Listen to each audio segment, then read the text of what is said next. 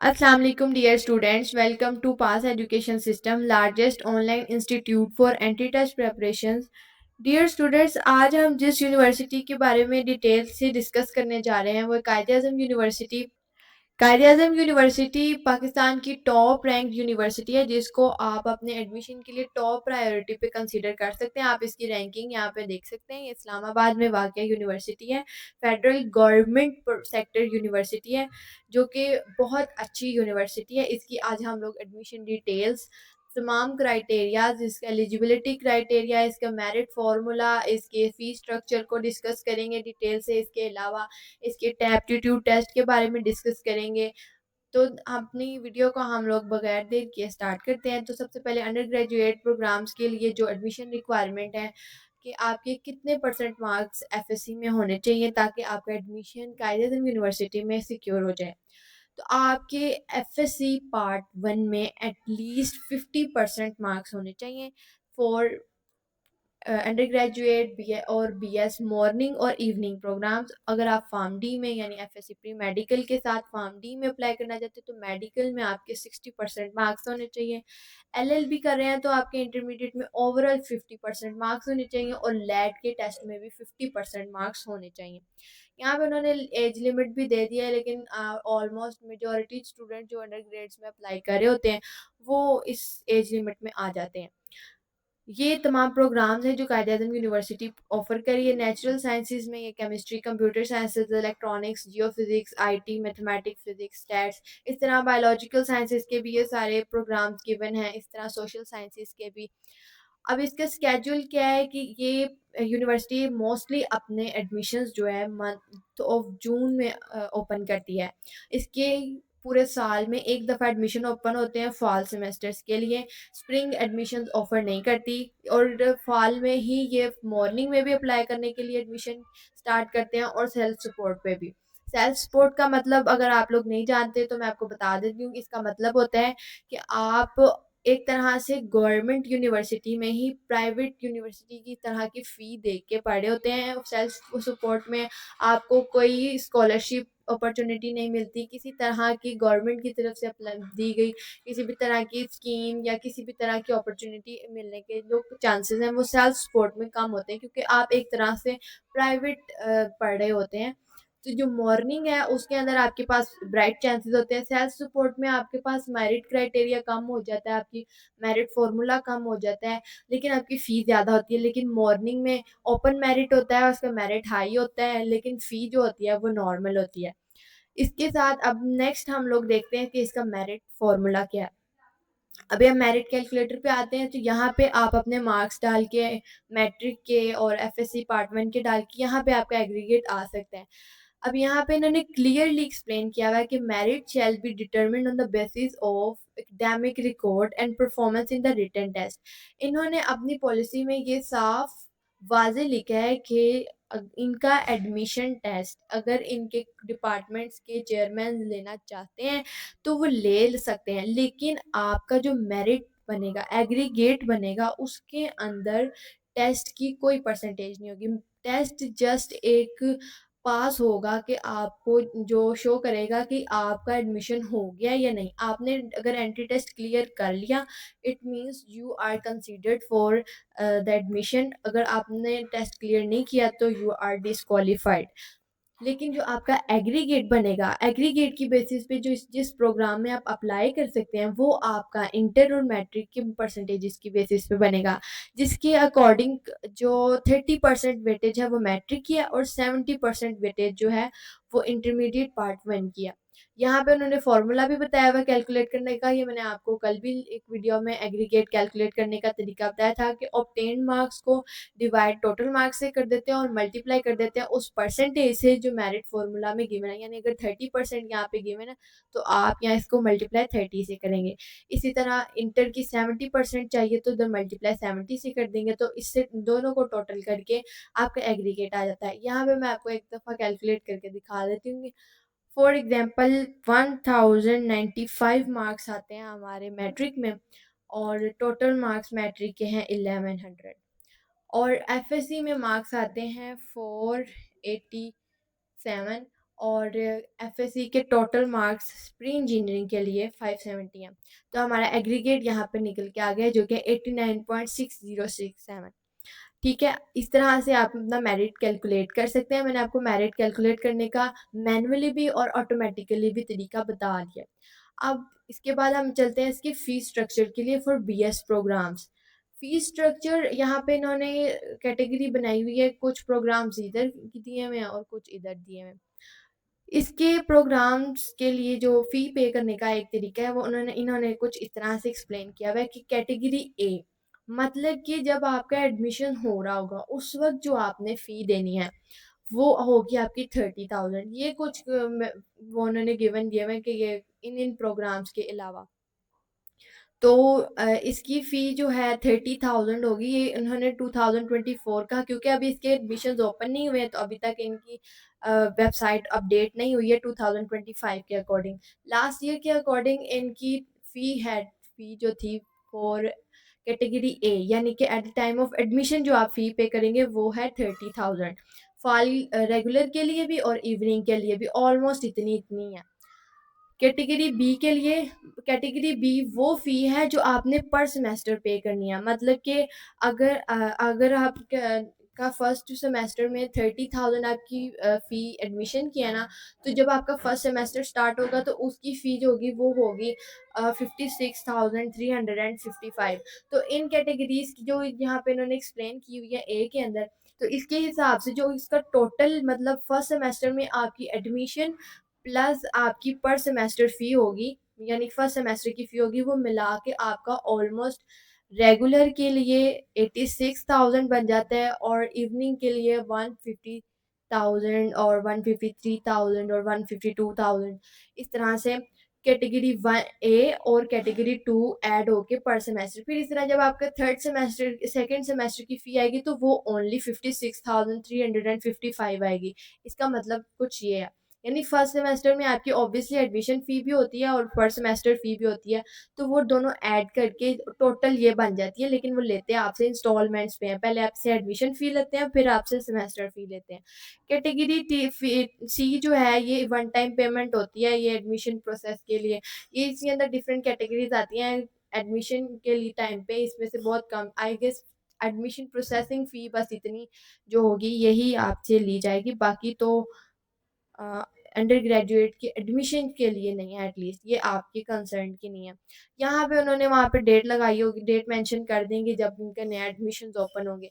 इसी तरह वो ऊपर जो थे वो प्रोग्राम्स थे इनकी computer science, IT, business, law, English और इंटरनेशनल रिलेशंस के। यहाँ पे एडमिनिस्ट्रेशन और all other programs for national students.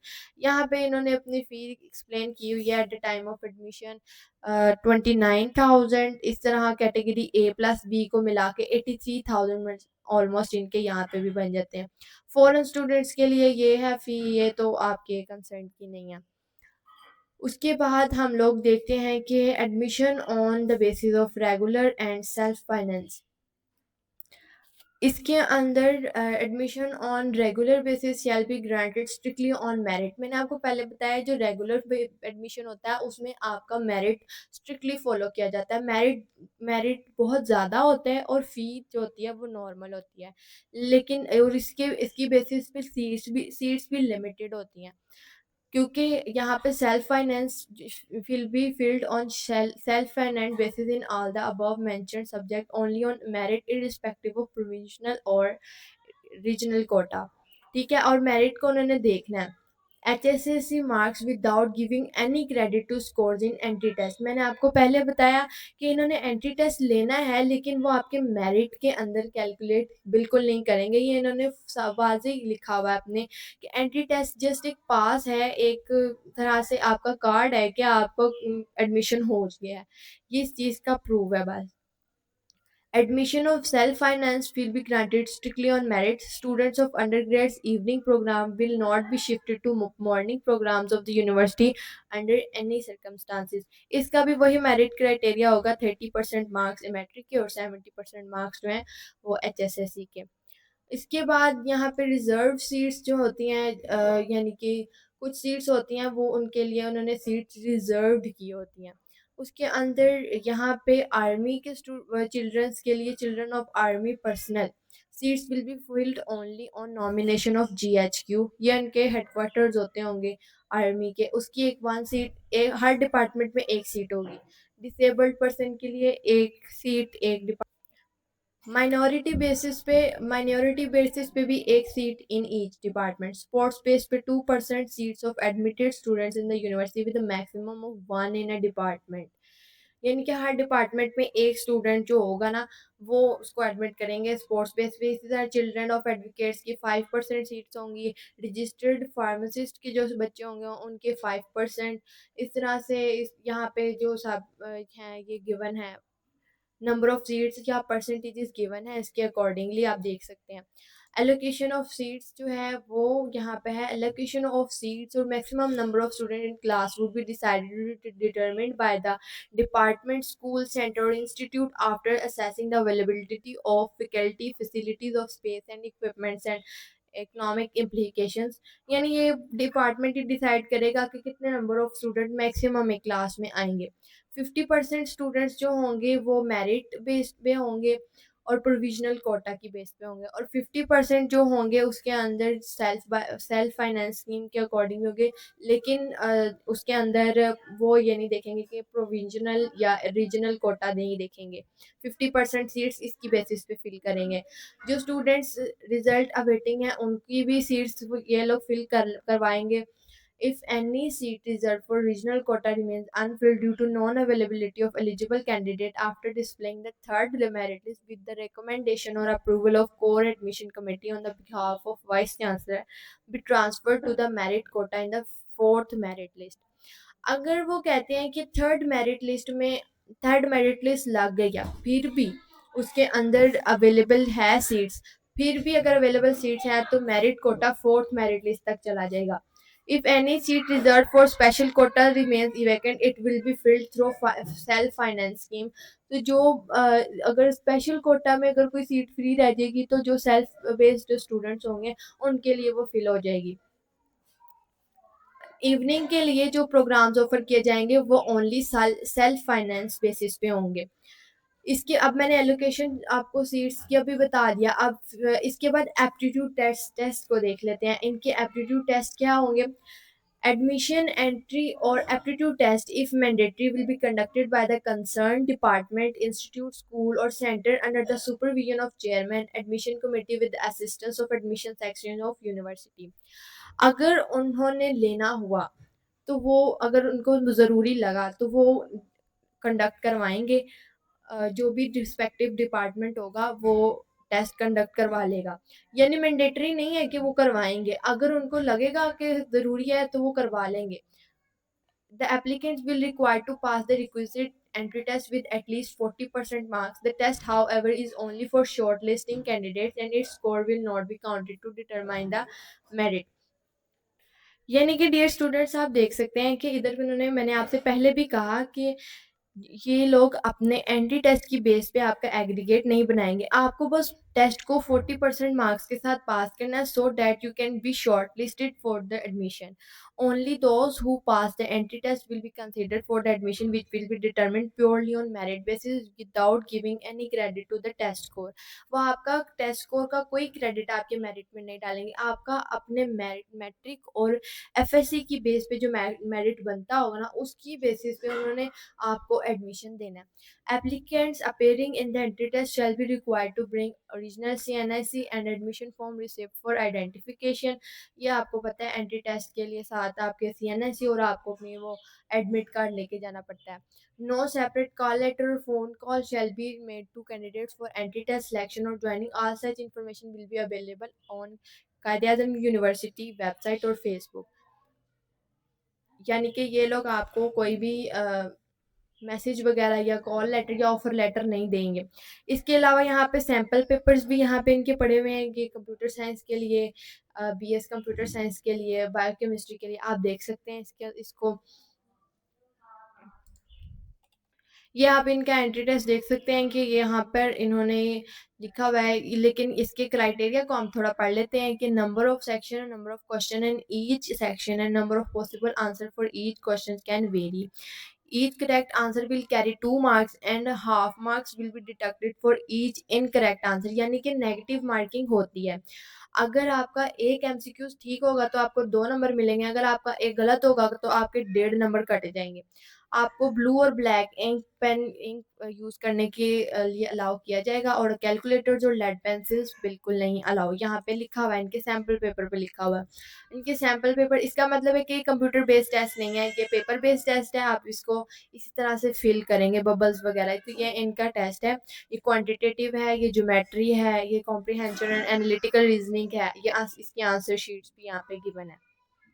So dear students, this was all about कायदे आज़म यूनिवर्सिटी इस्लामाबाद.